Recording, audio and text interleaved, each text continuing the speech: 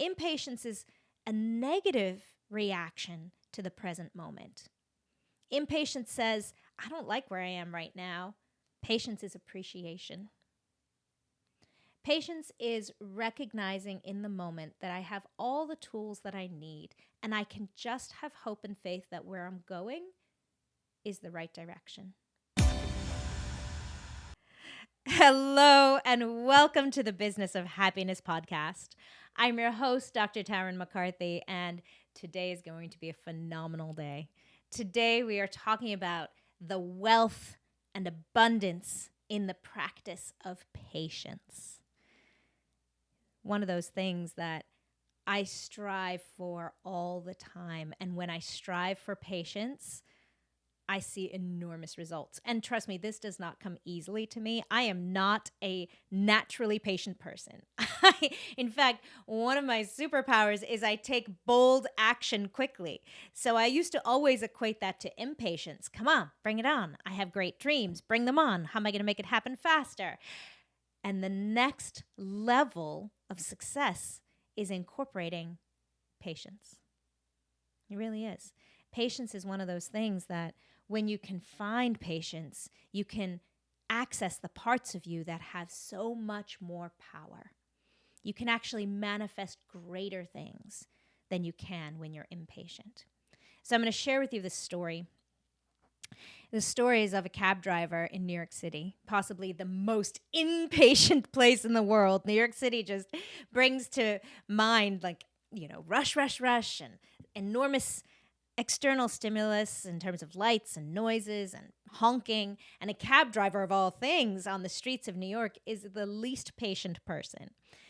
And when you think about trying to get a cab somewhere, you're always in a rush to get there. So this just screams impatience. But this cab driver was going for their last ride of the day, last pickup, pulls up to an apartment and honks on the horn, as cab drivers do, and nothing happens. And so honks again, now getting a little frustrated. And isn't it funny when things don't turn out exactly the way we expect them to, we throw in some impatience. So honking a little louder, a little angrier. And in telling the story, you can already feel what this cab driver's feeling within him. Now he's getting annoyed. He doesn't even know what's going on, but he's pissed off. Right? Recognize that feeling? And still nothing happens. So he thinks, well, do I just abandon this? This is ridiculous. But no, he's a little angry. And so anger sometimes kicks off action. So he stomps up the stairs, bangs on the door, turns around to stomp back down the stairs, and looks over his shoulder as the door opens. And he sees a little older lady. She looks frail. He has a moment of compassion when he realizes maybe she didn't hear the horn honking. And as he looks over her shoulder, he sees the furniture behind her is covered. Everything's packed up. The curtains are drawn. It looks like the place is being shut down. And so he stomps down to the car, and she starts locking the door. And he's looking up at her at the top of the stairs, and she's closing the door, and she takes a moment, and she stands in front of the door and just looks up at her building.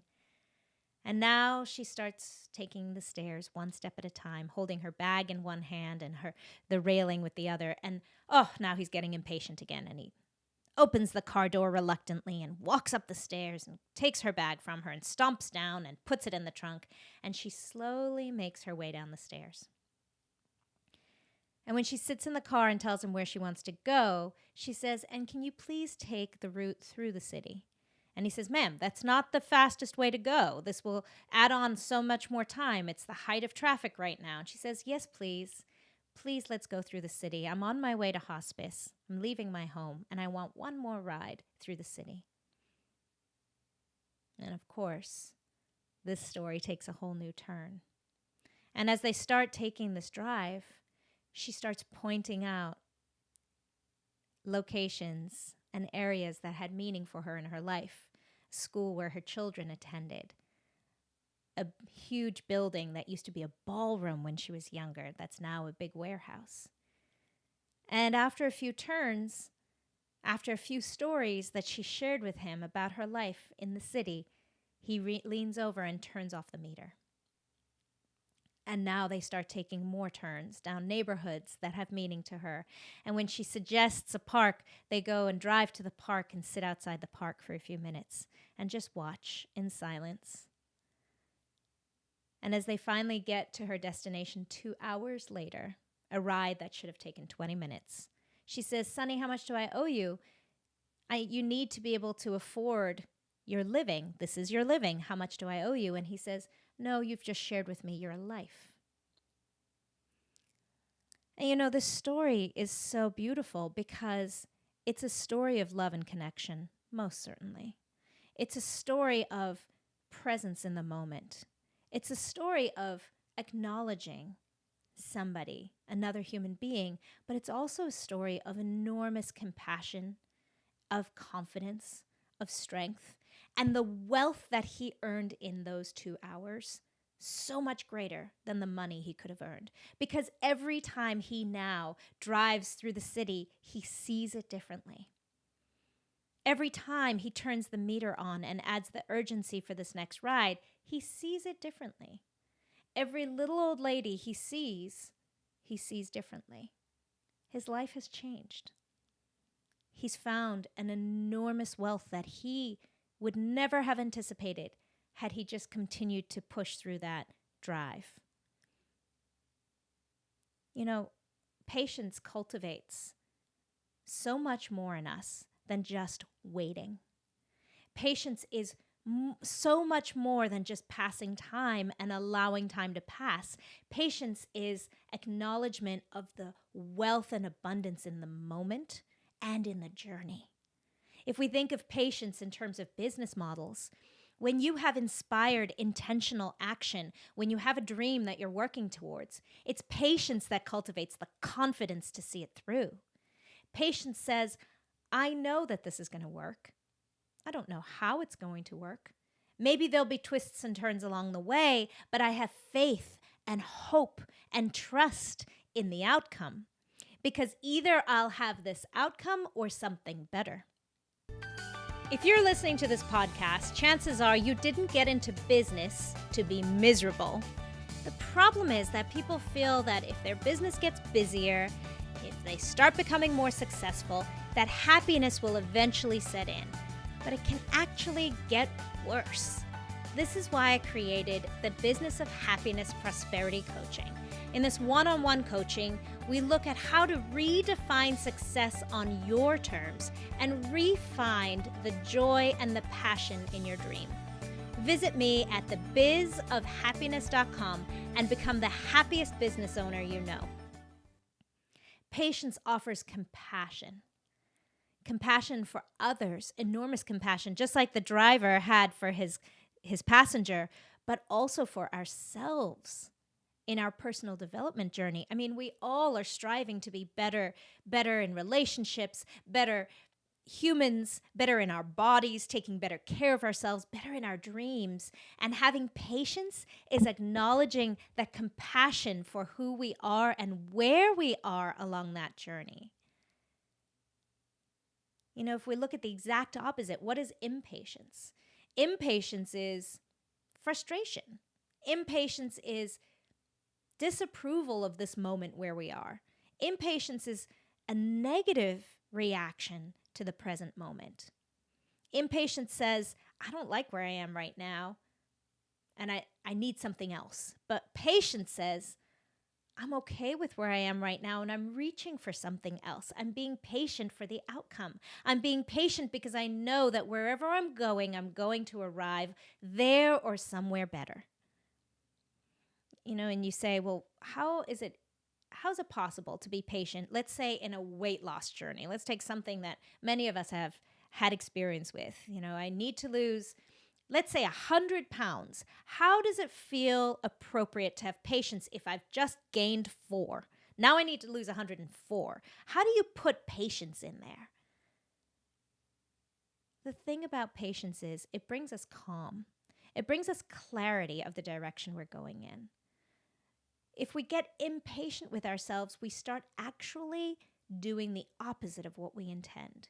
When we start cultivating those stressful feelings, when we start putting negative thoughts in our heads, when we start disapproving of where we are along the journey, we put huge roadblocks in our way and make it so much more difficult. But when we can cultivate compassion and love for this moment in the journey, we all know with weight loss is one of those ridiculous examples where you might have gained weight because of a certain time of the month that your hormones are holding on to fluid differently. You might be dehydrated and holding on to water. You might have gained 4 pounds of muscle. There's so many reasons why having patience when you're along the journey is so important. And then you say, well, what if you keep making the same mistakes? I'm trying to change my habit pattern. And if I don't have a little bit of impatience with myself, I'm never going to change. And I ask you, is that true? Even if you've made a mistake 100 times, there is learning 100 times. There are 100 lessons to grow from. Always. Even in relationships. Sometimes we feel like relationships are one of those areas where we just can't afford to have patience. And once again, patience is an enormous superpower. Does not mean we ever have to put ourselves up for abuse or outlast abusive relationships. Not at all. But having patience with yourself is the first place to start that relationship. And then knowing that you can always put yourself in a place of safety. You can always keep yourself away from abusive relationships and yet have patience for them and their growth. Have patience for them, recognizing we're all human beings. But at this moment, I don't have to be with you all the time. I can have patience for you, but maybe I need to separate myself from you a little bit.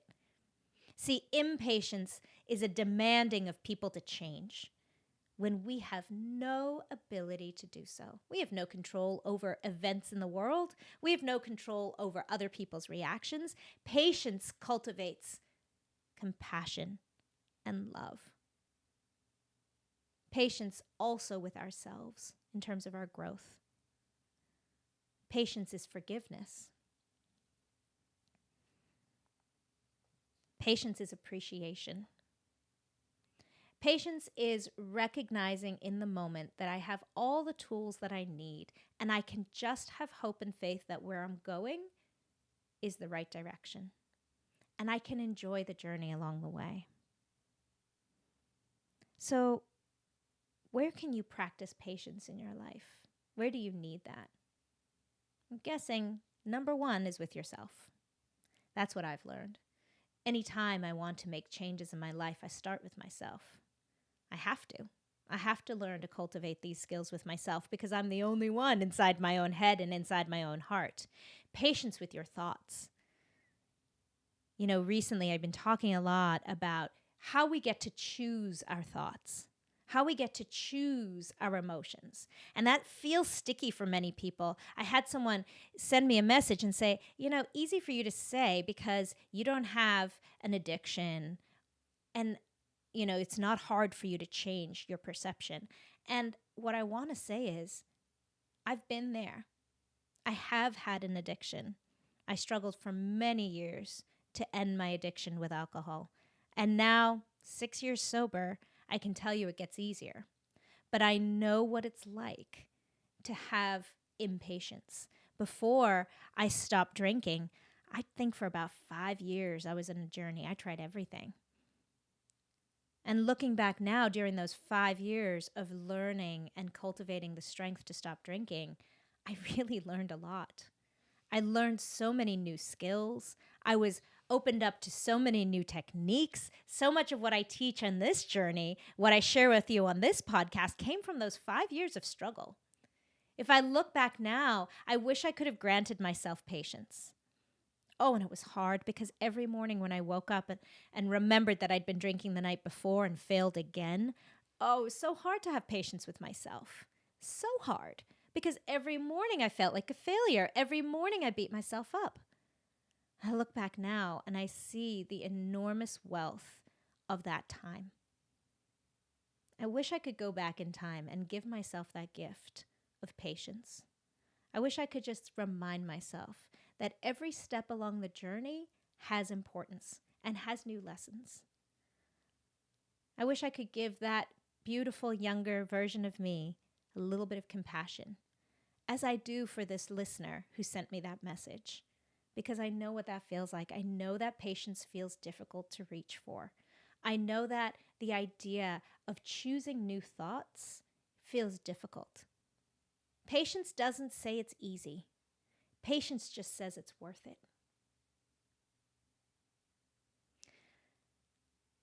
Well, I hope you take this message this week.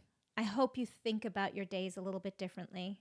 I hope you remember the story of the taxi driver, and when you feel those feelings of anxiety and impatience and worry and stress, I hope that you take a deep breath and gift yourself the opportunity to just try patience on and see how it feels. See how enormously empowering the gift of patience can be. And please come on over to the Business of Happiness Hive Facebook group. It's our private Facebook group. If any of this is finding some value within you, if you can find some hope and some opportunity to use these resources in your life so that you can find greater joy and abundance in your life, join us over there on the Business of Happiness Hive. If you are on Facebook, just look it up and ask to join the group. We'd love to have you, because what we're trying to cultivate there is a community of support where we can share these resources and tools with one another. And until next time, remember, when you feel good, that's when you can do greater good in this world. Bye-bye.